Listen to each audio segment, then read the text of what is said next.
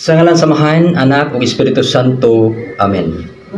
Langiton og makagaw nga Dios, Lord, salamat nining laing adlaw sa among kinabuhi. Salamat og Ginoo sa kabaskog nga imong gipasinati mo kanamo karong adlaw. Salamat sa mga grasya, mga pagkaon nga imong giubo mo kanamo.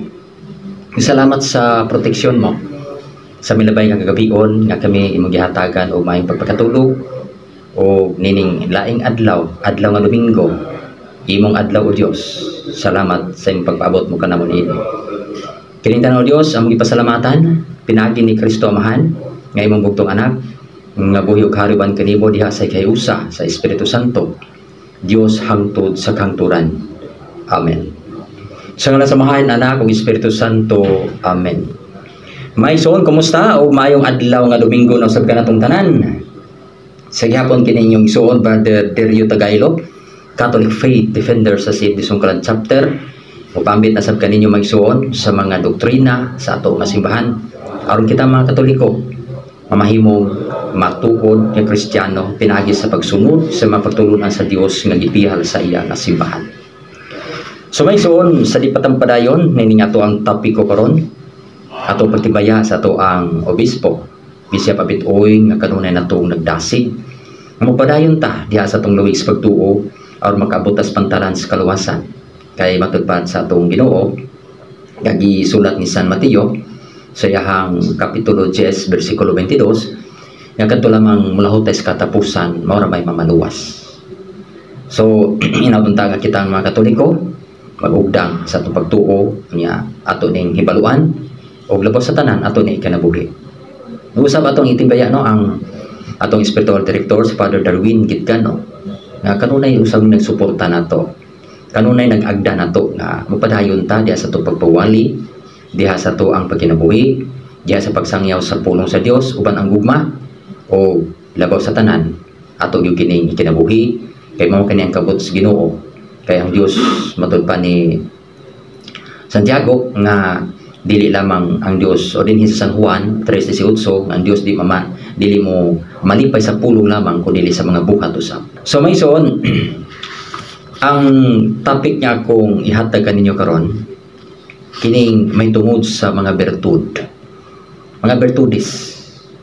Kay gawas sa grasya makasantos nga kining dihatag sa Dios nato aduna pay lain nga gikinahanglan nga lauman o higugmaon sa tao, tuuhan sa tao aron ang tao makabaton gyud sa hingpit nga kaluwasan. O kana mao kini mga bertud, kini mga bertudis mao kini ang sukaranan sa kinabuhing moral nga Kristohanon nga gitisok sa Dios diha sa atong kalag aron kita nga mga matuohon magkinabuhi isip mga anak sa Dios.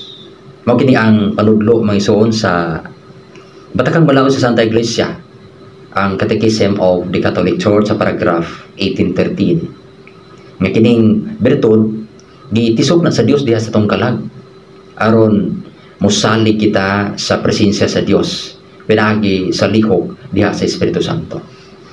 So importante kay ni mga bertud ug unsa man kining pagtuo, paglaom ug paghigugma. Mao kini ang mga bertud nga gitisok sa Dios diha sa atong matag usa ka kasing-kasing aron kita mamahimong mga anak sa Dios, magkinabuhi isip mga anak sa Dios. Unya gihisgutan ni San Pablo magsuon sa iyang sulat diha sa unang Korinto kapitulo 13 bersikulo 13 nga kining tulo sa pagkakaron magapabilin ang pagtuo, paglaom, pag-igugma apan ang labaw sa tanan mao gyud ang gugma. Ato lang paklion pag-una kining Catechism of the Catholic Church sa paragraph 1814 may tungod sa bertud sa pagtuo. Ang bertud sa pagtuo may sono kini ang gitanom sa Dios diha sa atong kasing-kasing aron kita makatuo o mutuo gayon sa tanan nga gisulti sa Dios, sa tanan nga gipadayag sa Dios kanato o katong buot sa simbahan nga atong pagatuuhan. Sayod banta nga si Kristo mianhi dinhi sa kalibutan, naghatag na itong panag-ingnan o labaw sa tanan nagtukod siya ang iglesia, ang simbahan.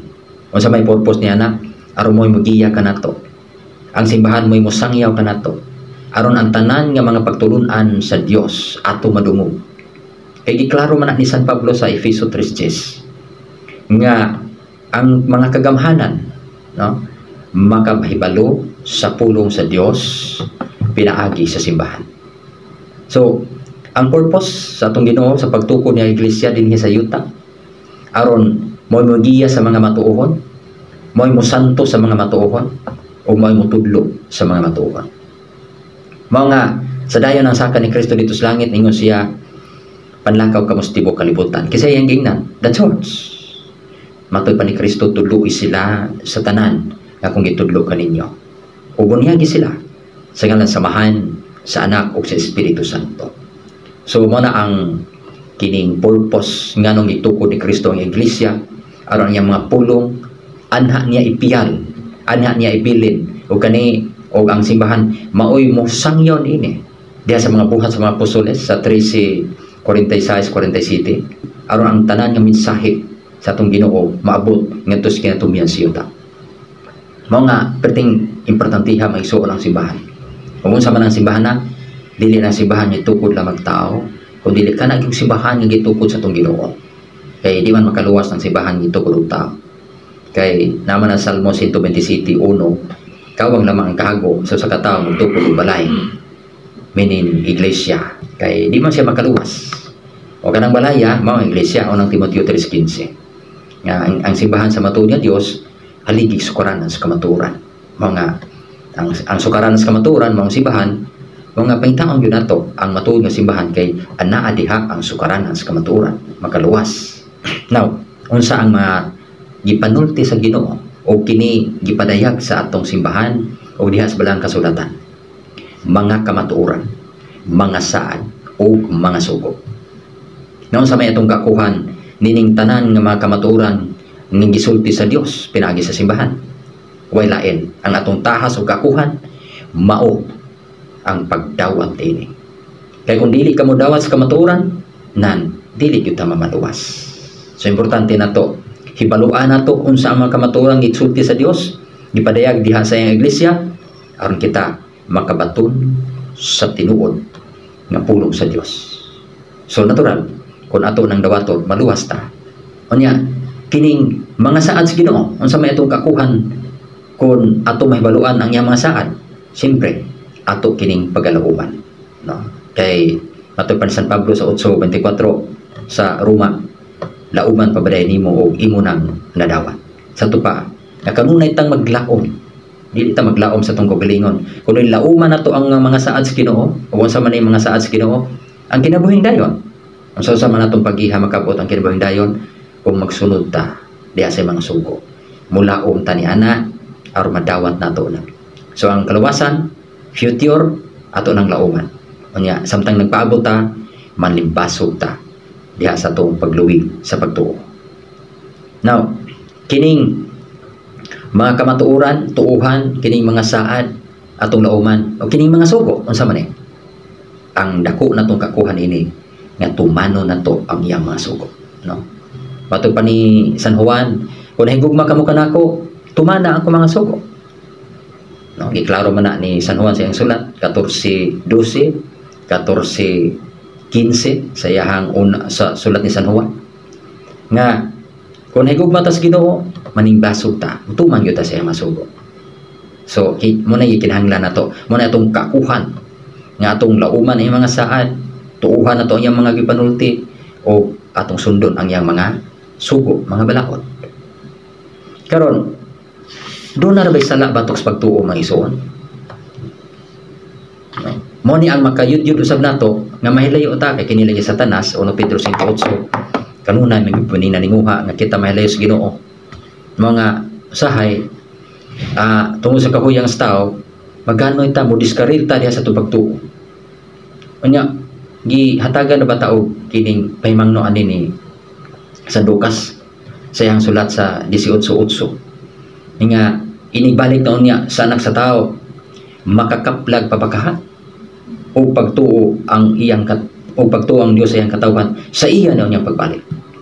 So doon ay pahimangno, meaning naaday kagayunan, no? Dili sirado ang kagayunan nga doon ay mga tao nga mubiya sa iyang pagtuo Nya unsa maning mga sala batok sa pagtuo. Kinahanglan ato ning hibaluan kay aron dili kita mamahimong mahisupak diha sa unsay kabutos Ginoo.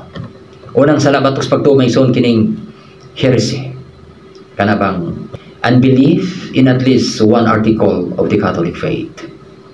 Doon na gani usa ka artikulo panudlo sa tong Santa Iglesia supako nimo. Nakasala ka batok sa pagtuo. Kay that is heresy. No? Kung atong taga-example may suon ang ato ang kining credo sayod ta, no? Ang lan sa tong kasayuran, doon na nay 12 ka artikulo. Nitimaan ka na nga sumada na sa pagtuo.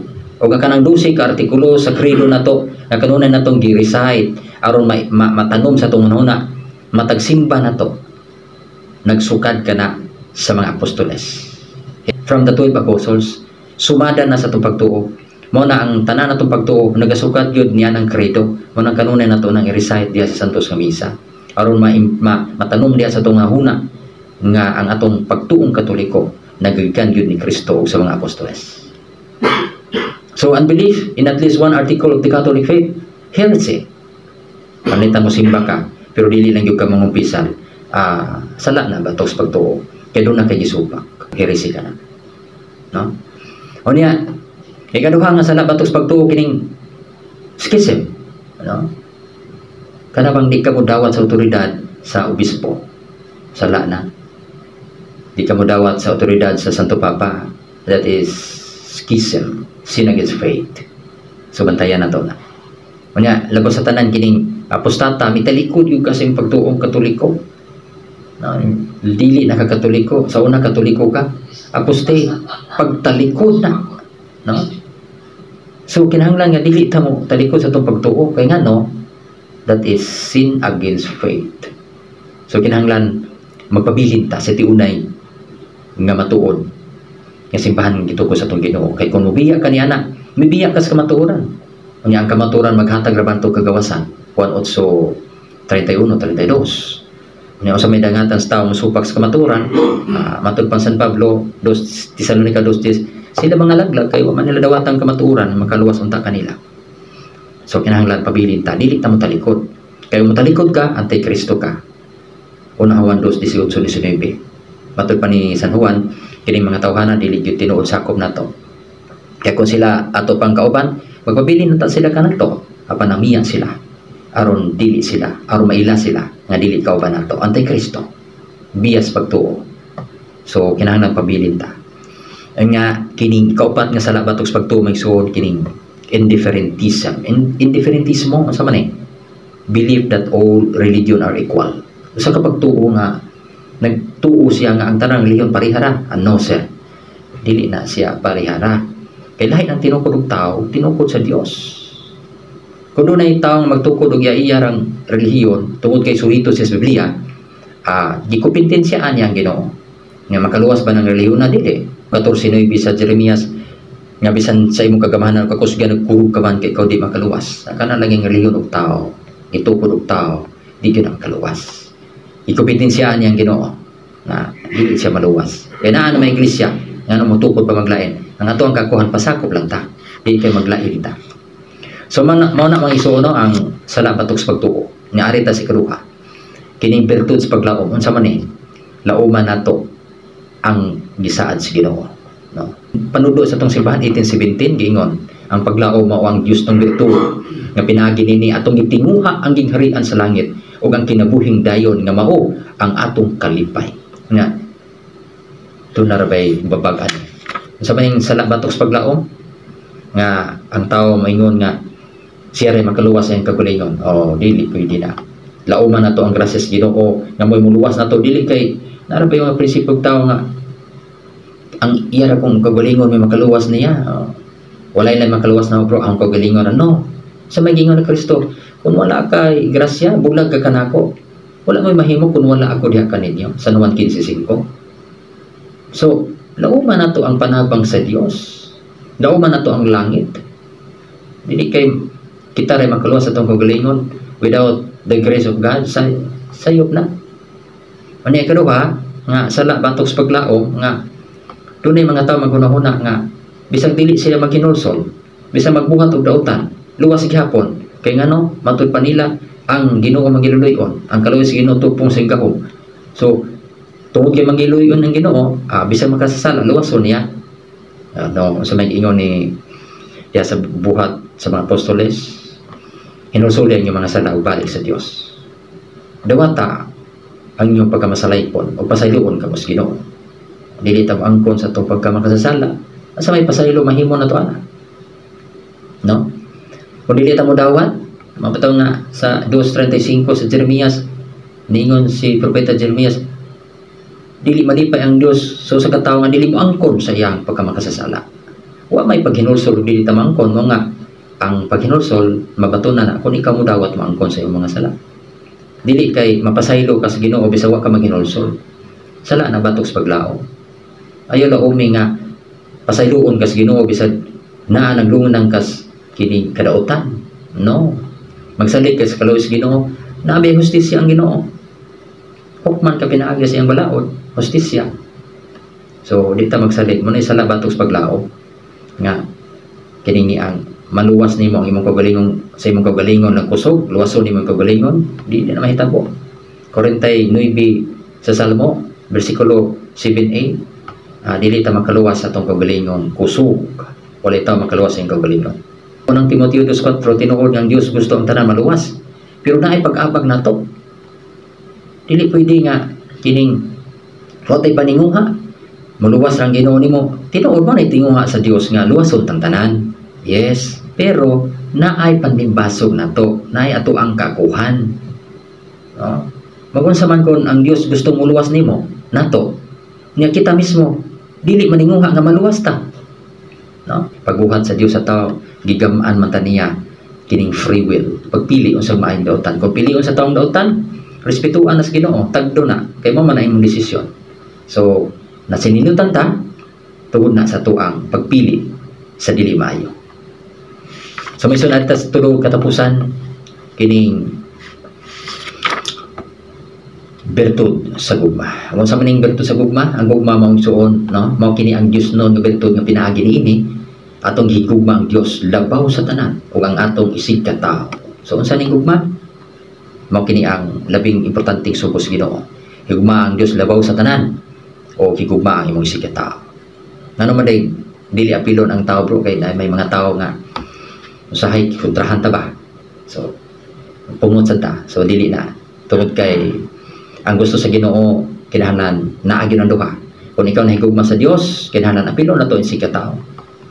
So dili kay atong dumtan atong isig ka tao ni adto ra ta manglaga sa Ginoo. Bakakon man na matud pang Kristo bakakon ka. Dili na tinuod nga higugma ka kanako kung nagdumot ka sa imong isig ka tao. Kay sa unsang paghihang ikaw nahigugma sa Dios nga wa man ka makita, na mismo sa imong isig ka tao nga nakita nimo, wa man ka makahimo ani. Isulat man ni San Juan sa unang Juan 4:20. So aron dili ta mamembakakon tubang sa Ginoo, maninguha ta tinuod na. Naagyo mga tao pero mo ni atong challenge sa atong pagkristohanon. Daghang mo bahas na to, daghang mo kontra na to, apan pabilin ta nga malikon pagsunod sa kabuto sa Ginoo. Kining sala batok sa bertud sa gugma. Uy, kining walay pagpakabana. Importante ni magpakabana ka kay wa kay o dili ka bitaw magpakabana ay sala na batok sa gugma. Santiago 4:17. Tanawang dato nga si katong panahon ni Lazaro. Usa may naka-impyerno sa dato ay wa magtagan ni Lazaro, wa man magpakabana. Na impyerno dato ay. Wa ka maghimo sa angay nimong buhaton, that is sin. Bat sala na batok sa gugma. Na ikaduha kining wa kay gabaos. Oy kinang magbaton ta og igabaos. Ang Dios baya mo'y unang nahigugma nato, dili kita mo'y unang nahigugma niya. Gitagaan ta gugma gipaambita. Aron ang Dios hatagan atong pagbaos kini atong pagpasalamat pagpangalagad. Mao ni ang atong palo sa Dios sa iyang dakong gugma nato.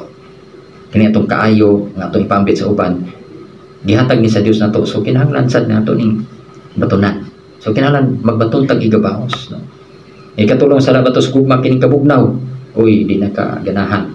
No, di na ka ganahan mo himog maayo, di na ka ganahan musimba, no, di na ka ganahan magtagad unsa pang angay mga buhaton. No, ayun ang kabugnaw-bugnaw kay sala na batos gugma, nabugnaw ka na ba pagpangalagan sa imong pamilya, sa imong unsa pa diha nga imong magkakuhan. Uy, ilahutay na. Kay sala na batos gugma kun na kay mga kabugnaw diha. Ikaw pat, kining kaluyahon sa espirituhanon, kining katapol ba sa mga buhat ng espirituhanon, oy dili na pwede mga isuon, lahutay ta, no? Di ta magtinapol, malimbasog ta diha sa pagkuki ug dili katapol. Ikalibang katapusan kining salabatos gugma kining pagdumot, no? Kung kasila gikan gumikan sa karbo, so sala na batos gugma, so dili ta magdumot, kinahanglan na atay secret heart, pagigugma sa atong isip ka ingon kay mo kanang gusto sa Dios. Ang Dios gugma busa kita mubati usab niya na kay gitagaan ta sa Dios o kining kasing-kasing aron pagigugma kay gihimo man ta sa Dios sama sa iyang panagbuhay.